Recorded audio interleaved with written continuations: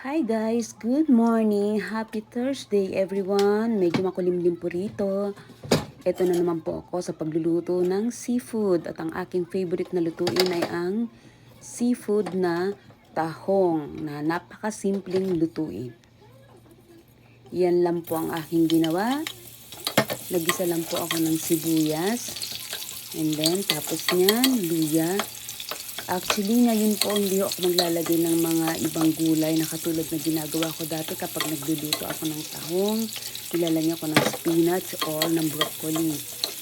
Today po, wala po siyang halong gulay. Hindi po kasi ako nakalabas. And sibuyas lang po at saka luya po ang ating ilalagay. Tapos yan, simpleng luto lang po. Simpleng paggisa lang po ng tahong kasi mas gusto ko po talagang humigit ng sabaw niya. Actually, every 2 weeks, nagluluto ako ng tahong. Wala na akong maisip na iba pang lutuin kasi wala naman ako makitang iba. Bukod sa, meron naman po kasi grabe po ang mahal. Tapos ang konti-konti lang. Ito po, mura lang po itong nabibili ko ng tahong na to. Kaso, frozen na po siya kasi hindi po siya Pilipinas. Sa Chile po siya galing. Ganyan na po ang aking pagluto, ang simple. Lalagyan ko lang po siya ng asin na pampalasa at patis. Yan. Patis at konting betchin. Yan lang po ang aking ginagawa. Tapos mamaya po lalagyan na po natin siya ng red chili pepper para may konting kagat, may konting anghang. Yan lang po, napakasimple. Ako lang po pag nagluluto ako dito sa bahay talagang hindi po pambenta.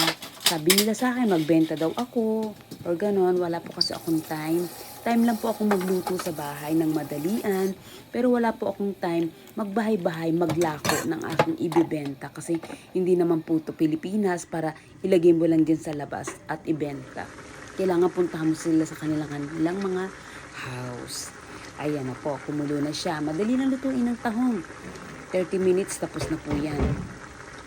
Sarap, diba? Gustong-gusto ko lang po talaga sa kanya yung kanyang sabaw. Napaka-healthy. Marami na po ako nakakain yan. Yan lang ang ulam ko. Solve na po ako. Tumatagal pa nga po sa akin yun. Matagal pa na 3 araw yan, basta tahong. Kasi masarap, mahilig talaga ako sa kanya. Handa ko na po yung sikmura ko kasi seafood to. Kasi umuulan ngayon, hindi masyadong magandang panahon. Ang sarap. Ayan na po.